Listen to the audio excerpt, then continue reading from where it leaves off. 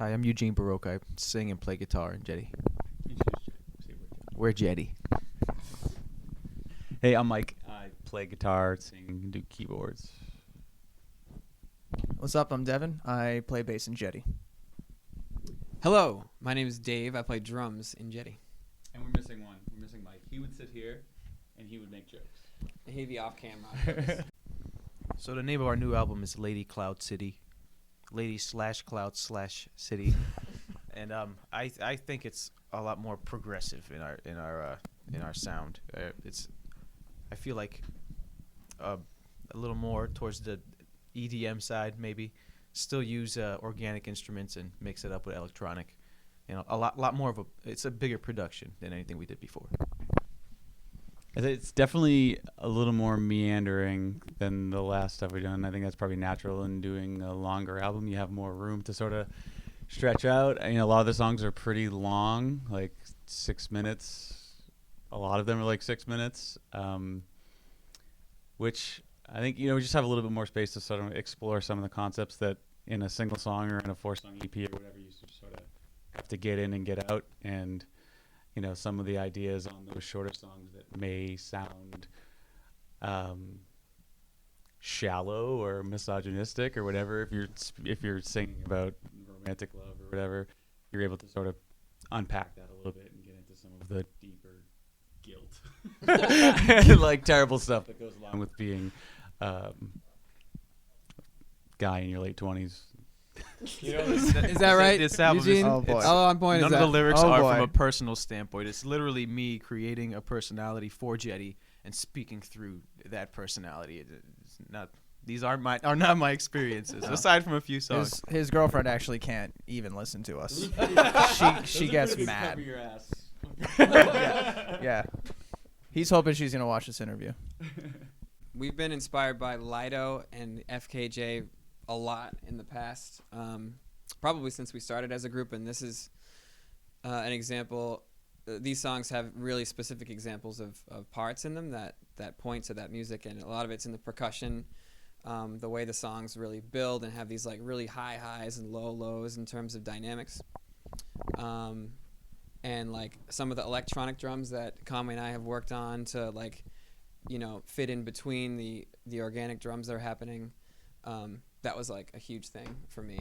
Yeah, I mean, when we write the songs now, I feel like we're experimenting with a lot of new sounds, and it's like we do it at home and send each other these files through Dropbox, and we just try to blow each other away, like, holy crap, that's amazing, this is new, this sounds crazy, and then we try to, I guess, capture that and complete a song around that particular emotion. I think on our first two releases, we wrote them back to back. So we wrote them when we first started the band, and we were all sort of bringing our own influences to the project and playing our natural instruments. And like we wrote playing them guitar. live. Yeah. And we wrote them live, yeah. right? So, like Dave was talking about these latest group of songs, where like it's things, music that we all got into together. Like we all got into FKJ together, and we were like, damn. So it's sort of like a more concerted effort to aim for one sound instead of like everyone taking their own influence and pulling a song in a different direction. It's a little more cohesive.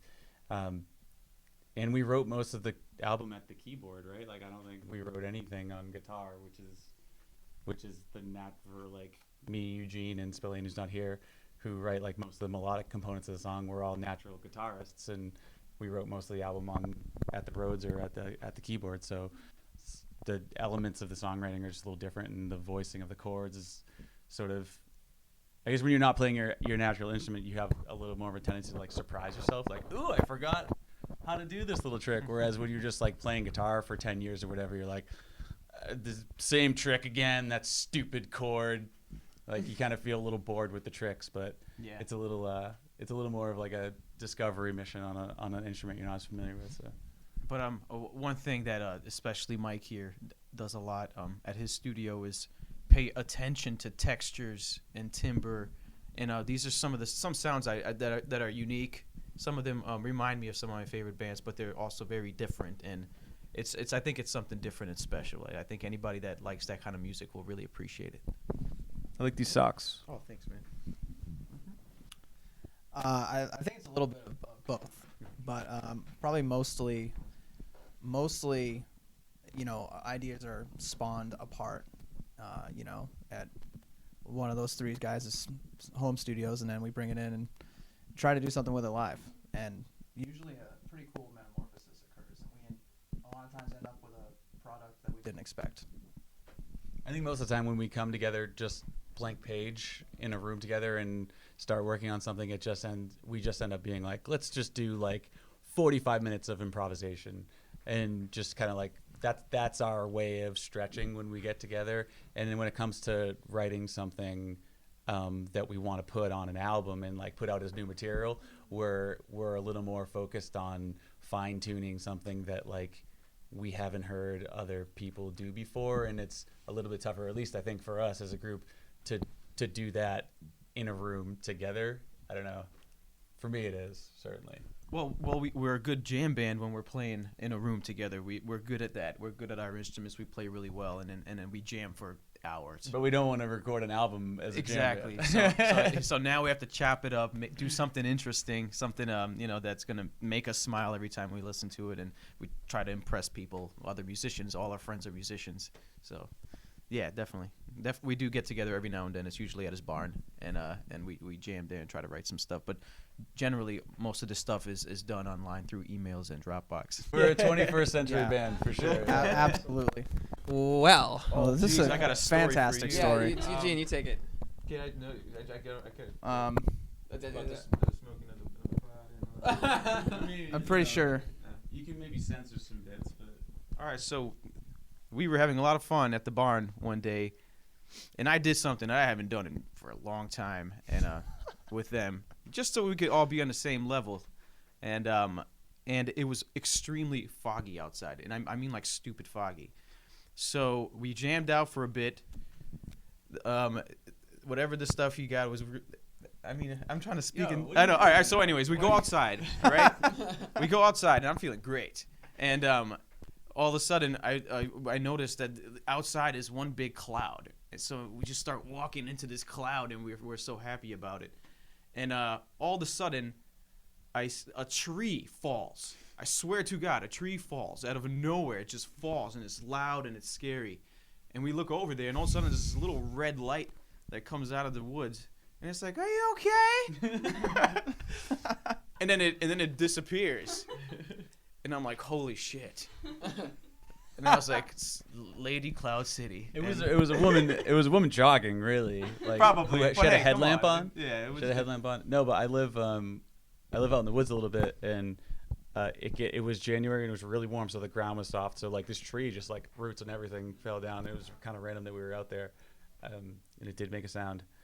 And so anyway, like shortly after that, Eugene had written some lyrics.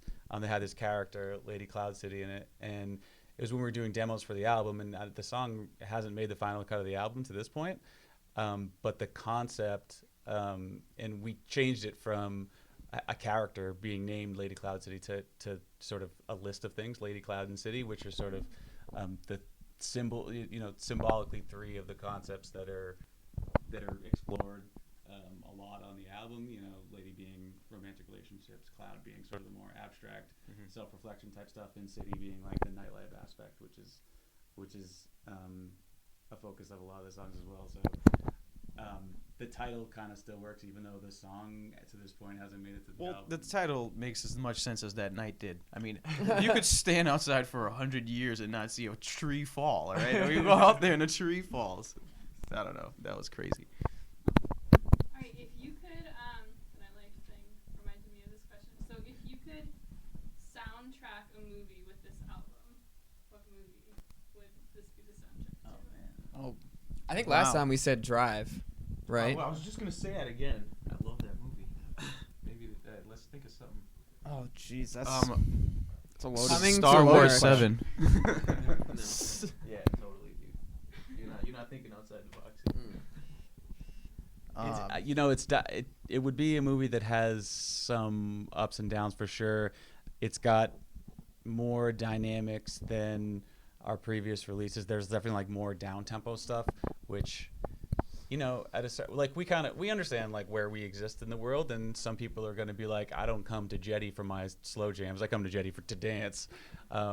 But in trying to write a full length album, like we have other stuff to say other than dance music, and so there is some like down tempo stuff and some more meanderings or like contemplative type stuff. So it would have to be a movie that had those sort of swings. My favorite song to play, and this is just from a to play perspective, I think it would be "Used to Try," because there's a lot of really surprising moments, but like in terms of the percussion, there's some stuff going on in that song that like I had to sit down and write, and I had an idea that had like a 5 versus 4 rhythm at the very end of the song. I was like, I hear this thing happening, but I can't make it extend over to the next measure, and I was like, I need it to work, so I had to write it out and then like practice it before it actually made it onto the song. So that like part of that song at the very end actually is my favorite song. I'll go with a song called Shadow Cats. It's got like one of the longer chord progressions we've ever put in a song, and it's really whereas like a lot of chord progressions are sort of circular and just kind of like come back to the beginning, like this chord progression like has no beginning, has no end, and it's really like the melody has like a little bit of a journey to it, and the place that it where it's foreshadowed earlier in the song, and then it's sort of the climax of the song as well, and the vocals that Eugene brings to it, I think he did a really great job with it, and just the way that song comes together, it's dynamically it goes from like point A to point B and then like blast through point C to F and like goes all the way to Z. It's another like really long song, but it's got a lot of different tastes and goes like into different textures and sort of like has a interlude that goes to this completely different zone and then pops out of it. It's I really enjoy it. Yeah. It's got a dope name. Mine, sound-wise, is a song that we're actually still kind of working on. It's called Chase. It's to me, it's the freshest, really cool sounding song. My girlfriend absolutely hates it. And Miracle's one that's really dear to me. So it's a song I had for a bit, and a piece of it, and then Conway actually helped me bring it to a different level. I think my favorite song is not yet complete. But of what's done and what's out right now, I'd have to say West Coast, just because it's just this freight train. It's just like driving you home, and it just doesn't stop, and it just makes you dance. So.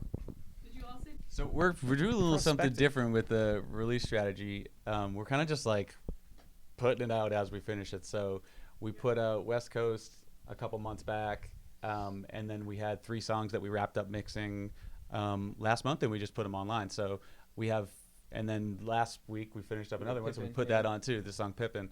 So so there are 5 songs on our SoundCloud right now, and as and we've tracked another 4 more that we haven't finished mixing and putting vocals on too. So as we finish those up, we're just gonna like dribble them on. And as far as releases go, we're like 21st century guys, right? Like we know that it's a little bit difficult to sit down and listen to 10 songs, right? Like the way the world is today, it's like a little, I don't want to like say it's hard to hold people's attention. It's hard to hold my attention too, right?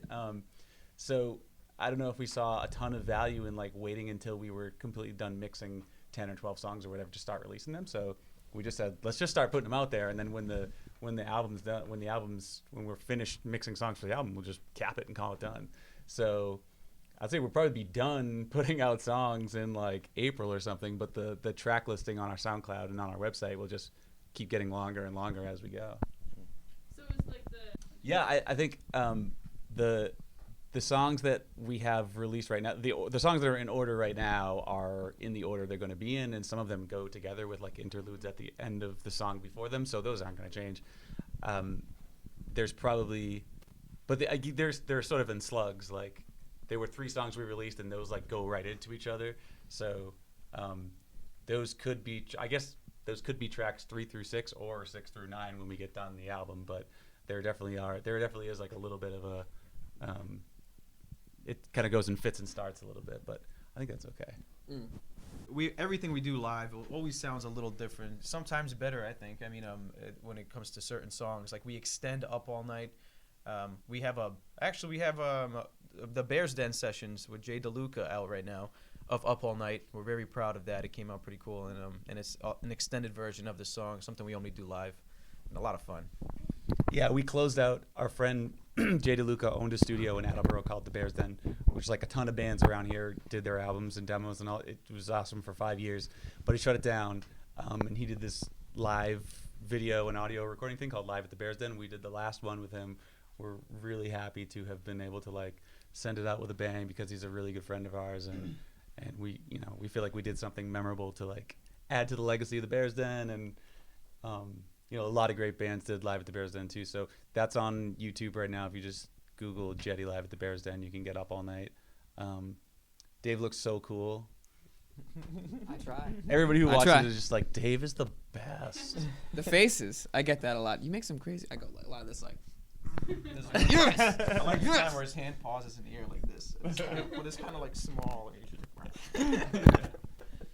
So we have a show coming up that's a benefit for touring, not yet, no plans yet.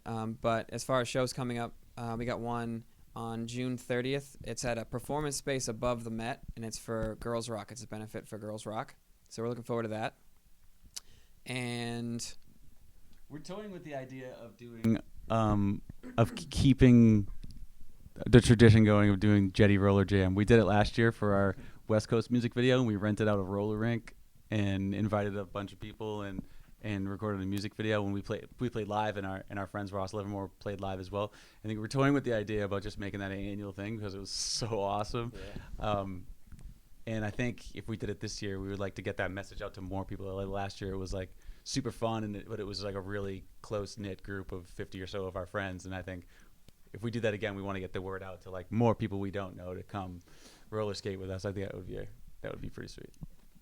So look out for Jetty Roller Jam 2017. Maybe get a full lineup of other bands and everything. Man. Yeah. Give two. Oh. This is gonna sound weird because we made like a half electronic dance album, but what's the guy from the Killers' name? Brandon Flowers. Yeah.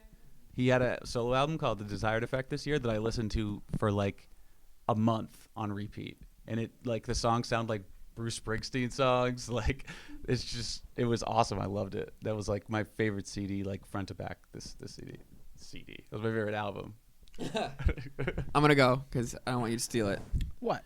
I'm gonna go with Choose Your Weapon. It's a band called Hiatus Coyote. It's released this year, and one of the albums that I've just like listened to for the entire year, front to back. Yeah, they hooked up. I think they were on Universal for their first album, and their stuff was just so like rhythmically different. And as a drummer, like I've never heard someone do this thing that I recently learned called was the Brooklyn swing, which is like you play like a quarter note triplet over an eighth note triplet swing. No one knows what you're talking about. I know, right? Yeah, but it's like on a really popular album, which I thought was really fascinating. I'm not, I can't quite land on an album because usually I just listen to SoundCloud and whatever he's posting, I don't know what it is. He's always posting fire, and but I haven't actually sat down listening. I mean, I didn't hear anything bad off of the D'Angelo album. That was fire. Oh. Yeah. Just generally songs, but I mean, I guess I'd land on D'Angelo if I knew an actual album. I guess that maybe influences. I mean, yeah, the Hiatus Coyote album was awesome. I've been listening to a ton of like classic stuff too, just like really old like Stanley Clarke music, which is obviously a big influence for me as a bass player. And I really got into Deltron 3030 in 2015 too, which is like their album is really awesome. I think it's their second album, or like first after an EP, whatever. Yeah, that I think it's kind of it. And just like scrolling through those SoundCloud tracks, That feeling of it, like discovering something new, is like that's the best feeling. That's why I think we're going for this sound. Is like we were all like, well, we heard like some very specific things that were like totally new that I've never heard anybody else has never been showed to me by anybody else before. I was just like, this needs to happen. Like, we can do this, you know? Yeah. Your influences like this year came in weird spurts. Like we got like super into just like when we say we were influenced by Lido, like we're influenced by Lido's percussion. Yes. Like Exactly. like tiny little 808 snares in 30-second notes everywhere. Yep. And the way that the hits are written, like the kind of beats that they land on, the specific beats, those are huge for me at least. Which is weird because now that kind of stuff is breaking out into like actual like mainstream music. Yeah, did you hear that? A lot of your favorite artists are now being produced That by new some of our Coldplay favorite stuff? DJs from back in the day. Yeah. Like the Justin Bieber's album got a lot of great reviews, and I'm not gonna say I don't like it. I think it's amazing, to be honest. My girlfriend plays it in the car, and it's fire. It is, and that's a Diplo. Skrillex does the drums for that. I mean, they got these producers that are just phenomenal, and almost nostalgic to us by at this point. Yeah. It's dope. Sweet. Unless, do you want to do the bye, wave to the camera? Yeah. Sure. Oh yeah. Great. Thanks for watching, everybody. Bye. Bye-bye. See ya. Thanks.